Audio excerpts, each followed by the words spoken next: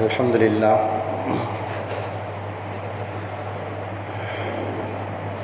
நஹ்மதுஹு வ நஸ்தஈனுஹு வ நஸ்தக்ஃபிருஹு வ நு'மினு பிஹி வ நதவக்கலு அலைஹி வ நஊது பில்லாஹி மின் ஷுரூரி அன்ஃபுஸினா வ மின் ஸய்யிஆத்தி அஅமாலினா மன் யஹ்திஹில்லாஹு ஃபலா முதில்ல லஹு வ மன் யுத்லில்ஹு ஃபலா ஹாதிய லஹு ونشهد أن لا إله إلا الله وحده لا شريك له ونشهد أن سيدنا ونبينا مولانا محمدا عبده ورسوله أما بعد فقد قال الله تعالى لقد جاءكم رسول من أنفسكم عزيز عليه ما عنتم حريص عليكم بالمؤمنين رؤوف رحيم. وقال النبي صلى الله عليه وسلم أنا سيد ولد آدم ولا فخر وأنا أول من تشقق الأرض عنه يوم القيامة ولا فخر وأنا أول شافع وأول مشفع ولا فخر ولواء الحمد بيدي يوم القيامة ولا فخر أو كما قال عليه الصلاة والسلام.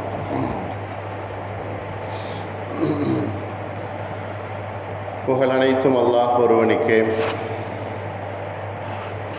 சாந்தியும் சமாதானமும் நபிகள் நாயகம் ஸல்லல்லாஹு அலைஹி வஸல்லம் அவர்கள் மீதும் அவர்களை பின்பற்றிய உத்தம சத்திய சஹாபாக்கள், தாபிஈன்கள், தபா தாபீன்கள், குறிப்பாக நம் எல்லோரின் மீதும் அந்த அல்லாஹுவின் சாந்தியும் சமாதானமும் நற்கருணையும் உண்டாகட்டுமாக. ஆமீன் யா ரப்பல் ஆலமீன்.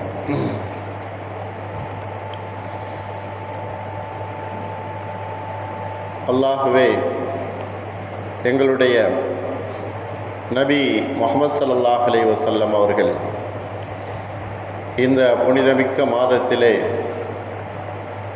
உதயமாகி கியாமத் நாள் வரை வரக்கூடிய வழித்தோன்றர்களுக்கு முன்மாதிரியாகவும் நேர்வழியாகவும் திகழ்ந்தார்களே, அப்படிப்பட்ட அந்த உத்தம நபியினுடைய சுன்னத்துக்களை அணு அணுவாக பின்பற்றக்கூடிய பாக்கியத்தை இறைவா எங்கள் எல்லோருக்கும் நீ தந்தல் புரிவாயாக. மறுமையிலே நபி அவர்களுடைய ஷஃபாத்திற்கு உரிமை கொண்டவர்களாக, உரிமைப்பட்டவர்களாக எங்கள் எல்லோரையும் ஆக்கி அருள் புரிவாயாக. நபி அவர்களோடு சுவர்க்கத்தில் இருக்கக்கூடிய பாக்கியத்தை நிரந்தரமாக எங்கள் எல்லோருக்கும் நீ தந்தல் புரிவாயாக. ஆமீன் ஆமீன் யா ரப்பல் ஆலமீன். அன்பானவர்களே, அல்லாஹுவின் நல்லடியார்களே, நபி அவர்கள் உலகமே பேசக்கூடிய இந்த நபி, உலகை விட்டு சென்ற அந்த நபி அவர்களை கியாமத் நாள் வரை பேசுவதற்கு, புகழ்வதற்கு, புகழாரம் சூடுவதற்கு, உலகத்தில் எப்படிப்பட்ட வாழ்க்கையை அவர்கள் வாழ்ந்து சென்றார்கள் என்று எண்ணி பார்க்கும் பொழுது, பார்த்திராத, கண்டிராத, கேட்டிராத எல்லா மக்களுக்கும் அவர்கள் முன்மாதிரி.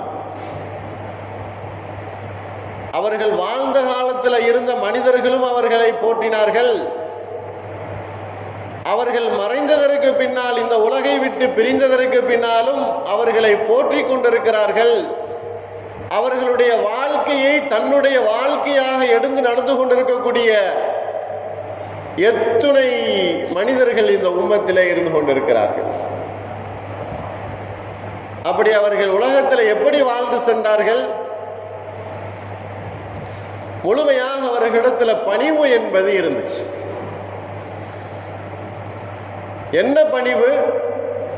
எப்படிப்பட்ட நிலை?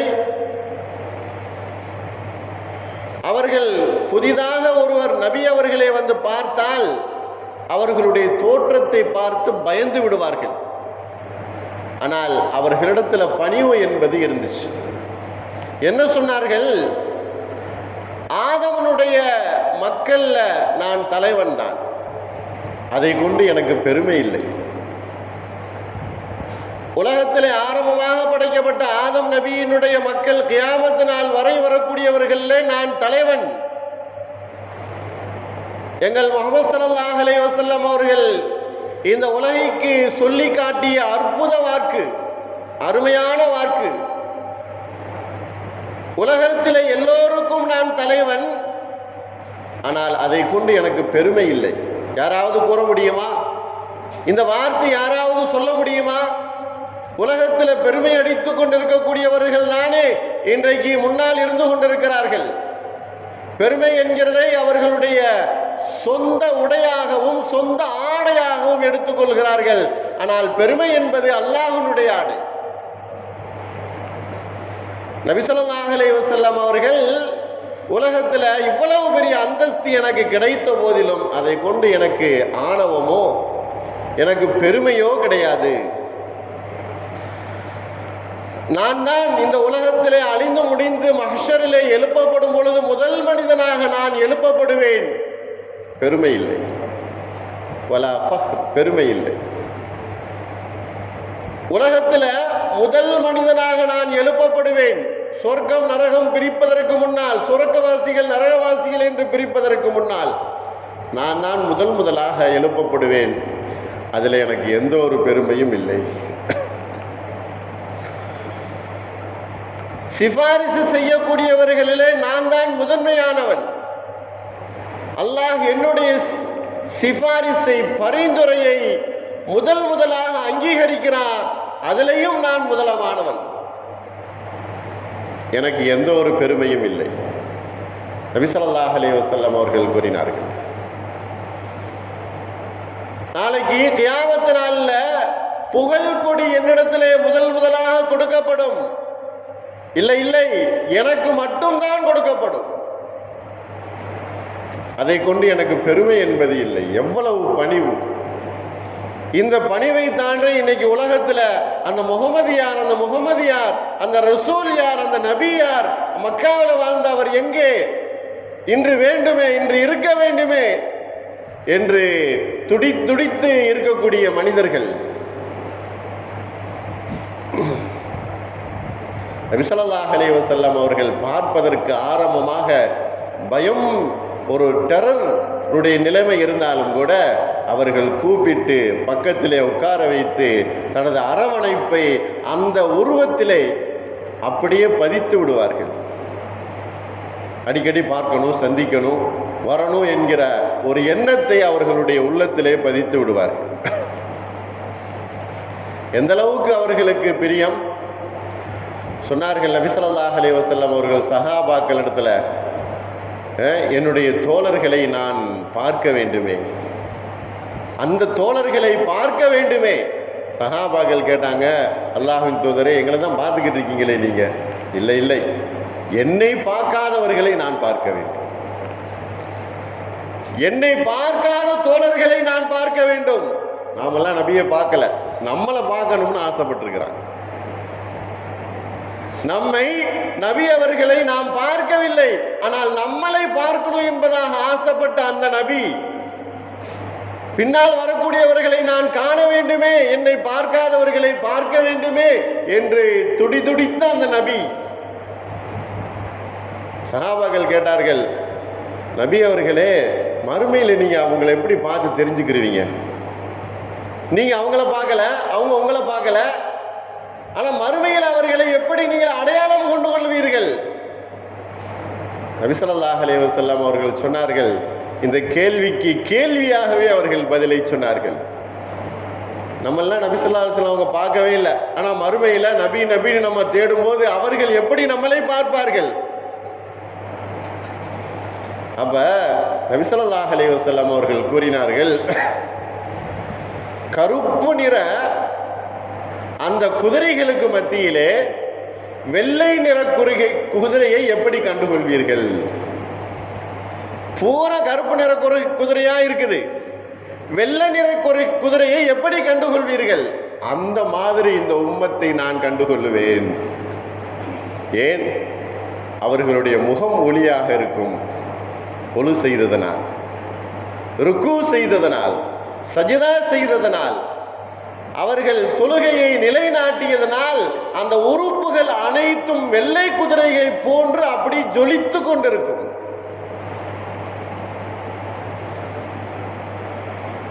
வெண்மையை பார்க்குதல், வெளிச்சத்தை பார்க்குதல் இருளிலே மிகவும் லேஸ். எங்கெங்க நிலவு இருக்கு, பௌர்ணமி எங்க இருக்கு, இந்தா அந்தா என்பதாக சொல்லி சொல்லி தெரிய வைக்க வேண்டுமா? எங்கிருந்து பார்த்தாலும் அந்த நிலவு தெரியும். அதுபோன்று இந்த உம்மத்தை நபி அவர்கள் கண்டுகொள்ளுவேன் என்பதாக சொல்லுகிறார்கள்.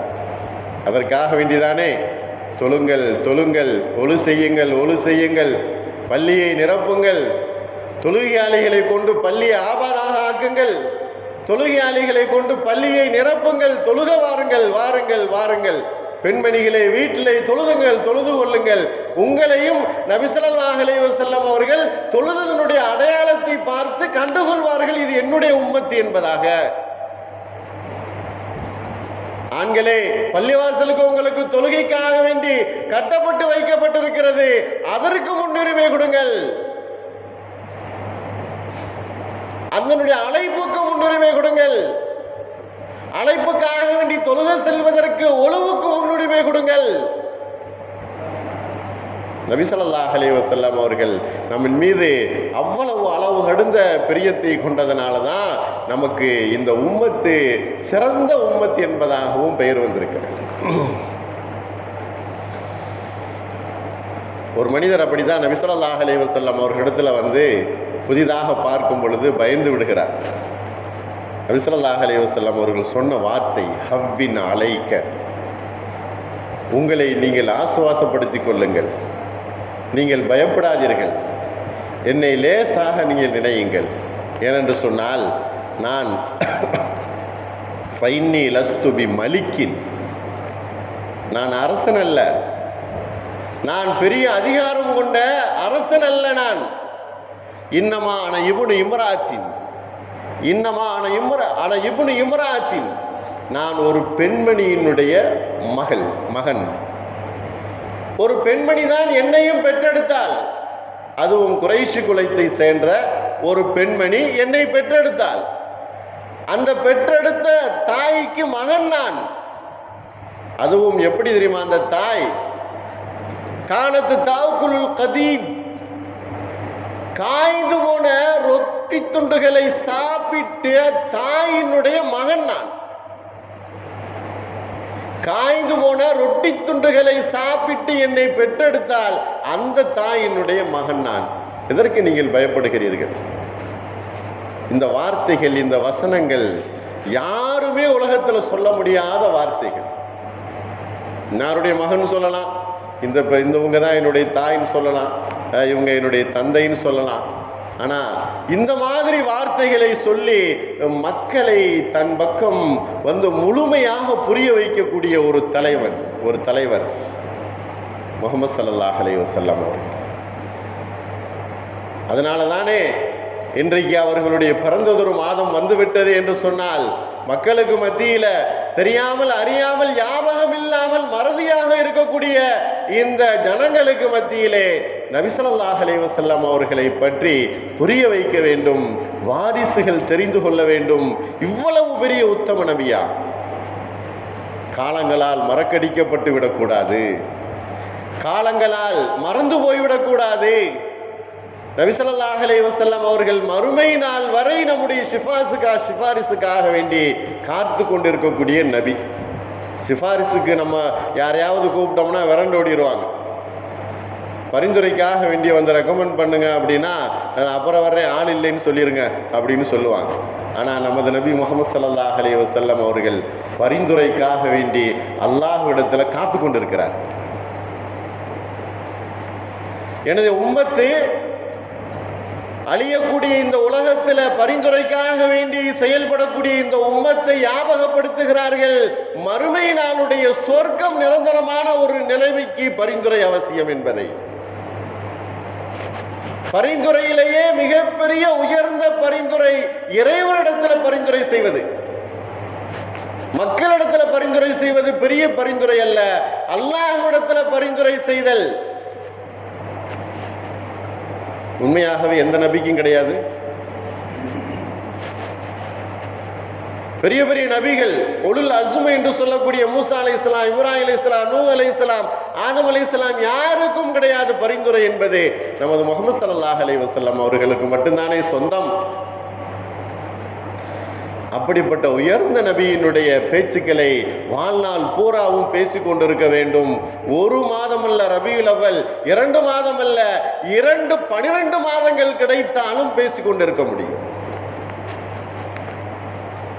அப்படிப்பட்ட வாழ்வியலை சொல்லி தந்தவர்கள் முஹம்மது ஸல்லல்லாஹு அலைஹி வஸல்லம் அவர்கள்.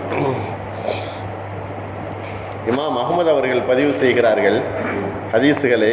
அஹ்மது இப்னு ஹம்பல் அவர்கள் ரஹ்மஹுல்லாஹ், அல்லாஹ் அவர்களுடைய உயர்ந்த அந்தஸ்தை மென்மேலும் உயர்த்துவானாக, ஒரு பெரிய இமாம். நிறைய ஹதீஸுகளை எழுதியிருக்கிறாங்க, நிறைய ஹதீஸுகள். அவங்க சொல்லுவாங்க, நான் நபி அவர்களுடைய ஹதீஸை எந்தெந்த ஹதீஸெல்லாம் நான் கிதாபில் எழுதுறேனோ அந்த ஹதீஸை நான் என்னுடைய வாழ்க்கையில் பின்பற்றாமல் இருந்தால் உடனடியாக பின்பற்றிடுவேன். ஒரு ஹதீஸ் எழுதுகிறாங்க, நபி ஸல்லல்லாஹு அலைஹி வஸல்லம் அவர்கள் சொன்னதாக, அந்த ரத்தம் குத்தி வாங்கக்கூடிய அந்த மனிதருக்கு 1 தீனார் நான் கொடுத்தேன் அப்படின்னு நபி அவர்களுடைய ஹதீஸை எழுதுகிறாங்க. அரபகத்தில் ரத்தம் அதிகமாகிருச்சு, ப்ரெஷர் கூடிருச்சு, ரத்தம் ஆயிடுச்சுன்னா அந்த ரத்தம் குத்தி எடுக்குதல் அப்படிங்கிறது அக்குப்பஞ்சு கூட இன்னைக்கு கூட இருந்து கொண்டு இருக்கு.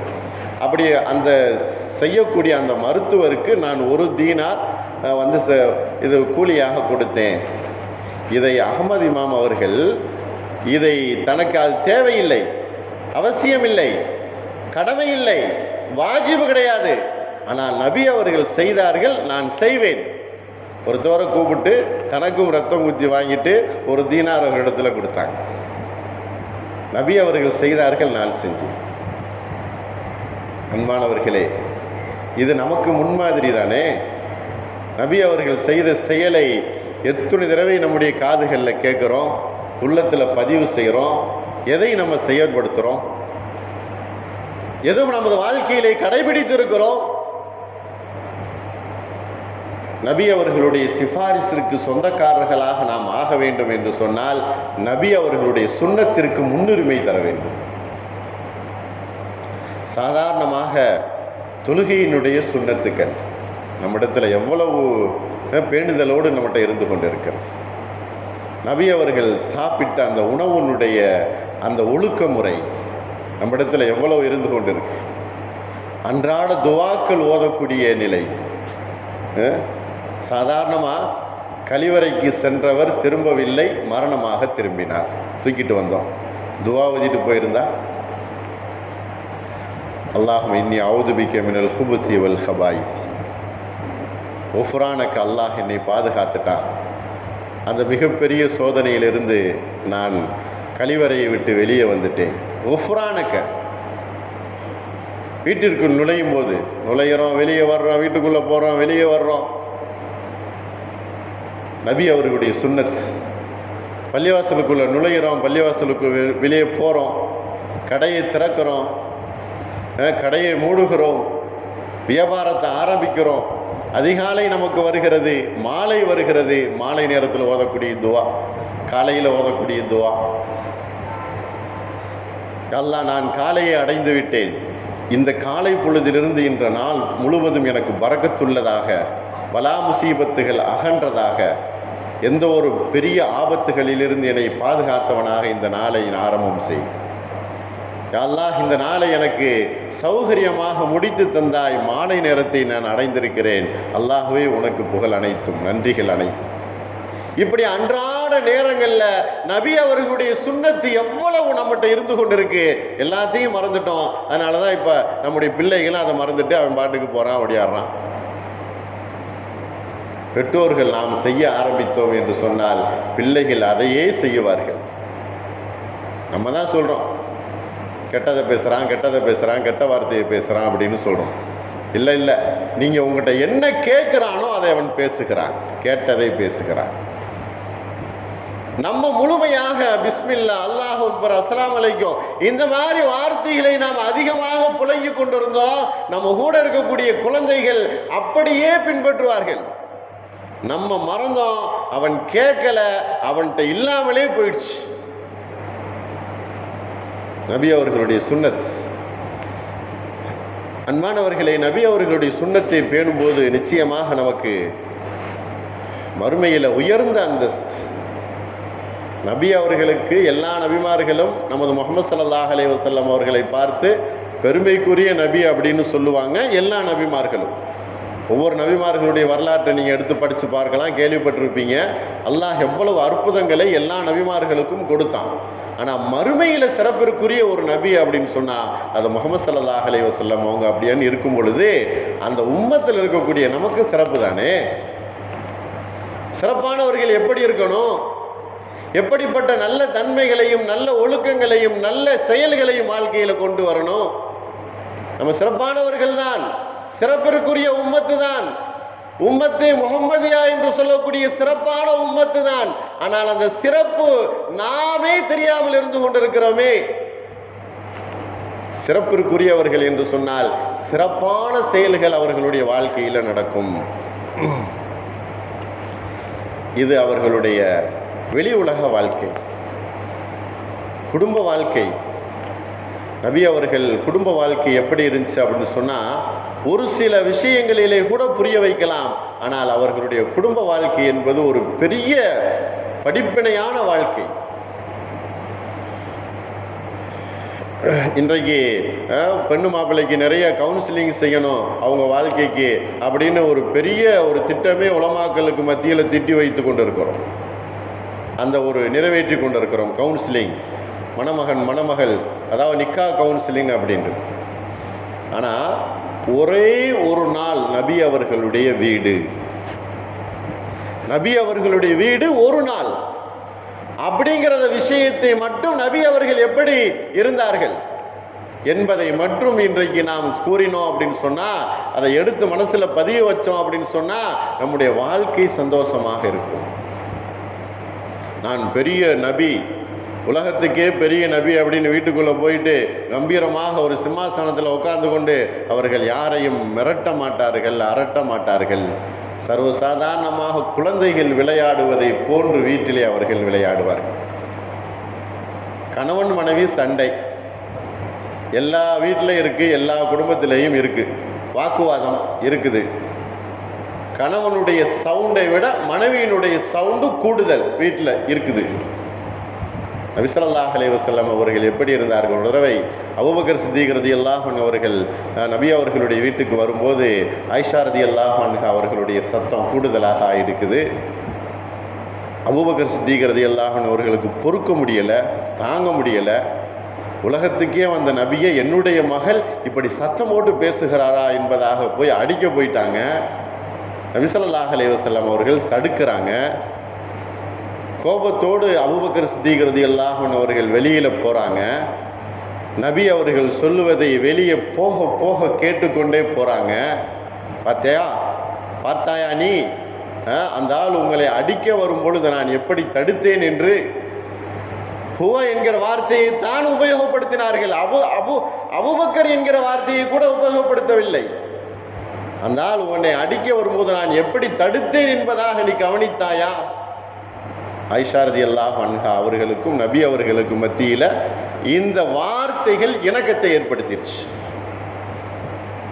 பிறிதோர் நேரத்தில் நபி அவர்களும் ஆயிஷா ரலியல்லாஹு அன்ஹா அவர்களும் சந்தோஷமாக பேசி கொண்டிருக்கும் பொழுது அபூபக்கர் சித்தீக் ரலியல்லாஹு அன்ஹு அவர்கள் வீட்டுக்குள்ளே வர்றாங்க. சண்டையில் உங்களை என்னை சேர்த்து கொண்டதை போன்று உங்களுடைய சந்தோஷத்திலையும் என்னை இணைத்து கொள்ளுங்கள் அப்படின்னு சொல்கிறாங்க. நபி அவர்கள் அவ்வளவு இணக்கமாகவும் அவ்வளவு அவர் குடும்பத்தார்களுக்கு மத்தியில் மகிழ்ச்சியாகவும் இருந்திருக்கிறார்கள். அன்பானவர்களே, அல்லாஹ்வின் நல்லடியார்களே, மறுமையின் அப்படின்னு பார்க்கும்போது நபி அவர்களுடைய சுன்னத்தை பின்பற்றியவர்களுடைய அந்தஸ்து என்பது உயர்ந்தது. அல்லாஹ் நமக்கெல்லாம் அந்த மஹ்ஷருடைய வேளையில் தாகம் இல்லாத ஒரு நிலையை ஏற்படுத்த வேண்டும். அவ்வளவு தாகமாக இருக்குமா. அப்பொழுதுதான் நபி அவர்களுக்கு இந்த தண்ணீர் தடாகம் என்கிற ஒரு பெரிய ஒரு குளத்தை அவர்களிடத்தில் கொடுக்கப்படும். அதிலிருந்து மக்கள் யாரெல்லாம் தண்ணீர் குடிக்கிறார்களோ அவர்களுக்கு கியாமத் நாளில் அந்த மஹ்ஷரில் தாகம் என்பதே ஏற்படாது. அப்படிப்பட்ட அந்த தாகம் ஏற்படாத தண்ணியை அல்லாஹ் நாம் எல்லோருக்கும் நசீபாக ஆக்குவானாக. எல்லோருக்கும் அந்த தண்ணீரை குடிக்கக்கூடிய பாக்கியத்தை அல்லாஹ் தந்தல் புரிவானாக. சாதாரணமாக ஒரு வெயிலில் ஒரு ஜூஸோ ஒரு தண்ணியோ கிடைக்கலங்கும் போது கடையை தேடி அல்லது தண்ணீரை தேடி அல்லது வீடை தேடி போகும்போது அந்த மனோநிலை நமக்கு எப்படி இருக்கிறது? கொஞ்ச நேரம், சிறிது நேரம். ஆனால் அங்கே எதுவுமே கிடைக்காது. யாரும் விற்க மாட்டாங்க, கடை இருக்காது, பாக்கெட் தண்ணி இருக்காது, பாட்டில் தண்ணியெல்லாம் இருக்காது. நபி அவர்களுக்கு கொடுக்கப்படக்கூடிய அந்த ஹவுலுல் கௌசர் என்கிற அந்த பெரிய தடாகம் தான். அந்த தடாகத்திலிருந்து நாம் தண்ணீர் குடிக்க வேண்டும். நபி அவர்கள் எப்பொழுதுமே புன்சிரிப்போடு இருப்பார்கள். என்று சொன்னால் புன்சிரிப்பும் சதக்கா என்பதாக சொல்லியிருக்கிறார். ஆகையினால நபி அவர்களுடைய குடும்பத்தில் அவ்வளவு சந்தோஷம் என்பது நிகழ்ந்து கொண்டு தான் இருக்கும். மனைவிமார்களுக்கு மத்தியில் இருக்கக்கூடிய வரலாறுகளே நம்முடைய வீட்டினுடைய படிப்பினை தான். ஒரு தடவை ஸைனப் ரலியல்லாஹு அன்ஹா அவர்கள் ஆயிஷா ரலியல்லாஹு அன்ஹா அவங்களுடைய வீட்டில் நபி ஸல்லல்லாஹு அலைஹி வஸல்லம் அவங்க இருக்கிறாங்க. அப்போ அந்த வீட்டுக்குள்ள ஸைனப் அவர்கள் வருகிறார்கள். ஸைனப் அவர்களும் மனைவி தான், ஆயிஷா ரலியல்லாஹு அன்ஹா அவங்களும் மனைவி தான். ஆனால் அவங்கவுங்களுக்கு தனித்தனி வீடு.